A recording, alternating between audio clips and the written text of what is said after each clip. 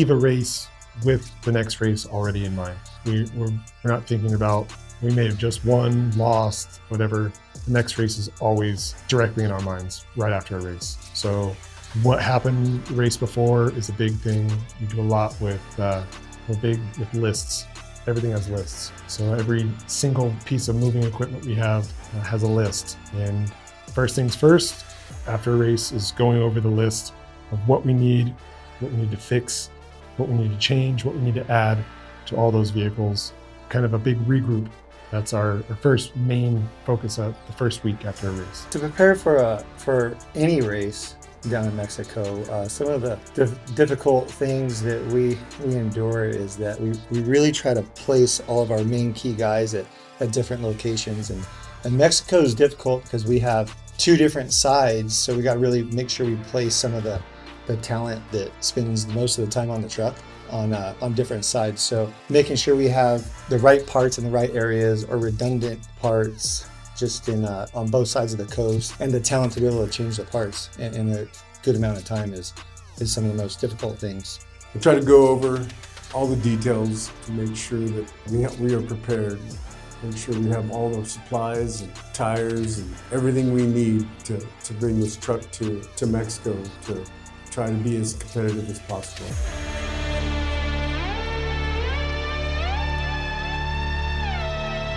Pre-running down in Mexico is pretty difficult at the beginning. We really struggled early on what the right process and the right sequence, where to start, how to do it.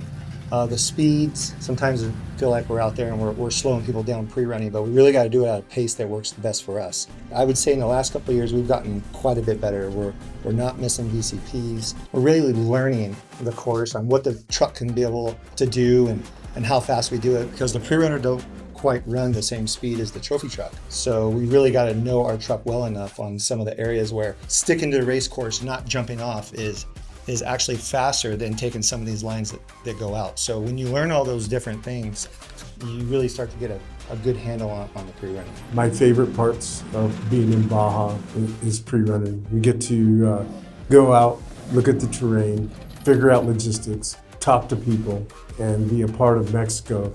I think for sure the pre-running is by far the funnest part of racing in Baja.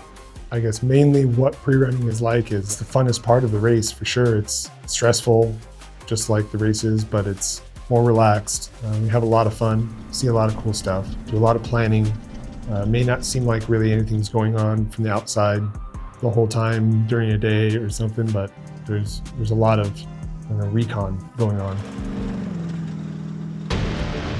The qualifying has always been difficult. We really think qualifying is really the part of the race. It really sets the tone for the race. It's not something we put a lot of pressure on ourselves, because we know that we do a good job on the racetrack, but we've learned now with the mixing of the classes that we got to start putting some energy into it, because we know that we race really well out on the track, but we don't want to get behind guys that maybe just don't run the same pace.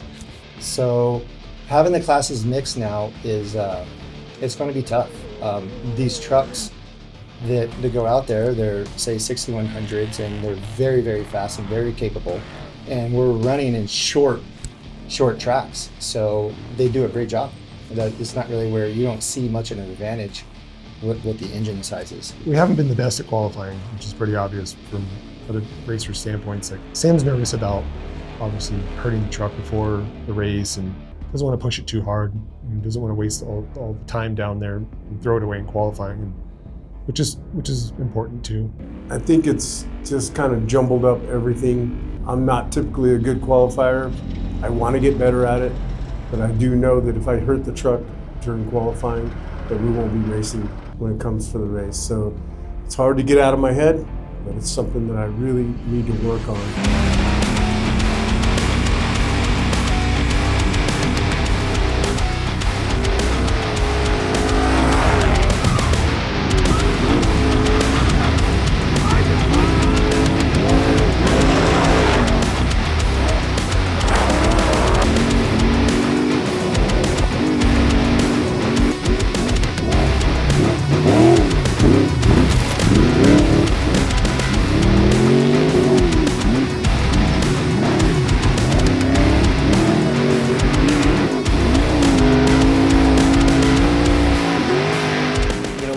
mistake at qualifying, and Sam was on a really good qualifying lap. We had a little bit of lapse of judgment and flew a jump that we should not have flown, and the unfortunate part is there's a cameraman right there, so we basically had to almost stop. It was either hit the cameraman or stop, but we had a really good run going, and even after that we hit all our marks and everything, but it really put us behind. We made a couple of mistakes, and which didn't cost us anything as far as hurting the truck, or cost us a pretty good qualifying spot with all the other trucks that were in front of us. It makes it harder for Sam on race day, but he's really good at getting around people. We can't thank you enough to be able to come down here and do this thing that we all love. And it's pretty incredible to see your guys' faces here time and time again. I know we're behind the 8 ball on this one a little bit, but Jake and I are going to do our damnedest to make everybody proud and bring that thing home. So with that, again, thank you everybody. In a 400-mile race, we started. I don't remember the position, but we started back because of our mistake during qualifying. But you got to let the race come to you. You can't just go out there and think you're going to make it up in the first 20, 30 miles. So the race really doesn't start happening. This particular race didn't start happening until after we crossed over Mike's and started heading back down towards the coast. Is when our plan was to see where we sat and start hammering the throttle. But you got to let it come to you. Let people make mistakes, and just hopefully you don't make a mistake, and you'll just work your way right up to the front.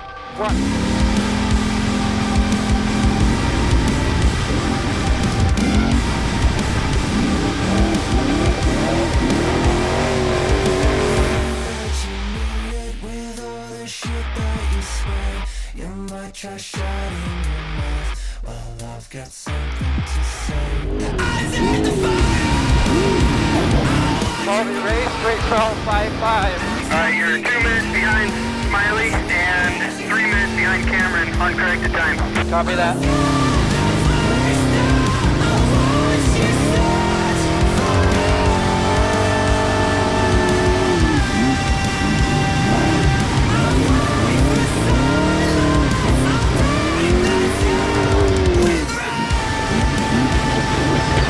Going back right again.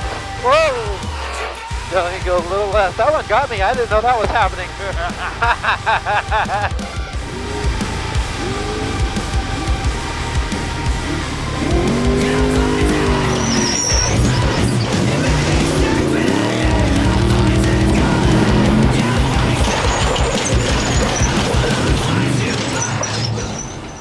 We came down the goat trail, and we were behind a couple of 6100s that we had. We couldn't get around miles before that.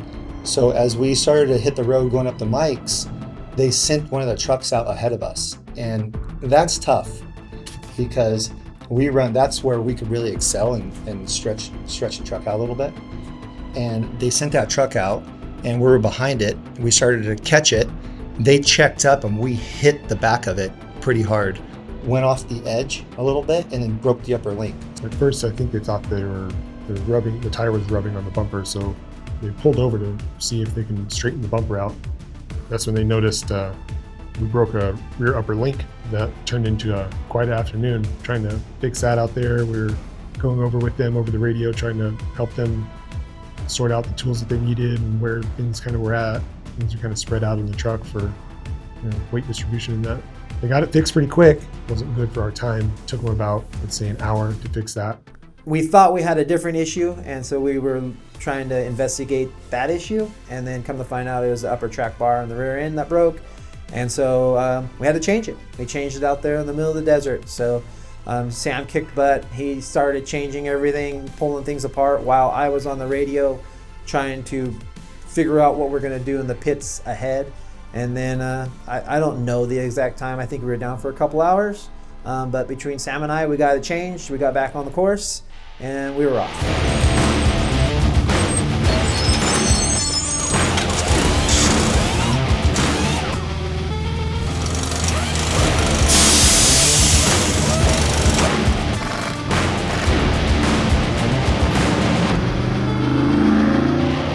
Baja Racing is very difficult. Like, we didn't really know what we were getting ourselves into when we were going down there. We used to race in the US. In Mexico, the course is completely different. Everything we thought we knew about racing, it just went out the window. It felt like a complete start over moment. Racing competitively in somewhere like Mexico it's a whole different world. We're not just fighting our truck getting to the finish anymore. We're fighting the whole entire country down there. It's crazy. It's an animal, but man, it's tough.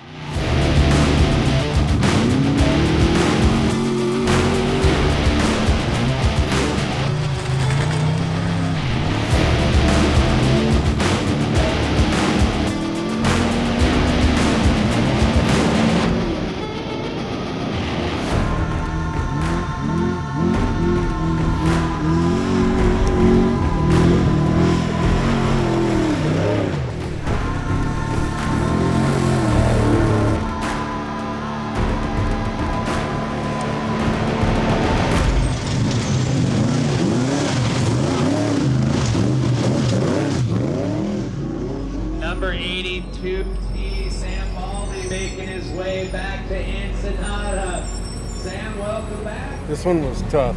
You know, the 500 was a fast race. This was not very fast in a lot of places, and it just, you know, where these trucks shine is where we can grow legs, and there just wasn't a lot of room for that. So it was a tough day for sure. We had some issues. We broke a rear link and got stuck in the sill, and I think that got us for 2 or 3 hours for sure. It's a hard thing to imagine. You know, we started out the season with one goal in mind.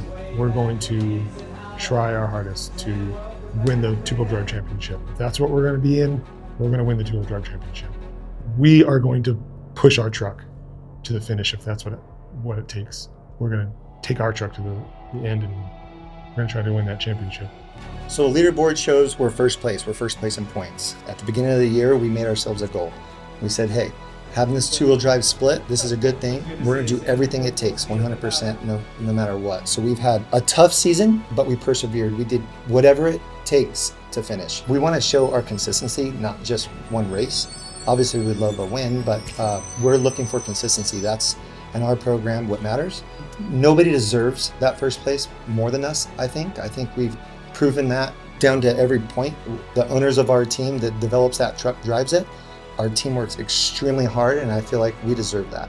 Everybody that supports us just loves to see us get to the finish, and everybody really wants us to get on the top of the podium, and we're working on it, and it's coming.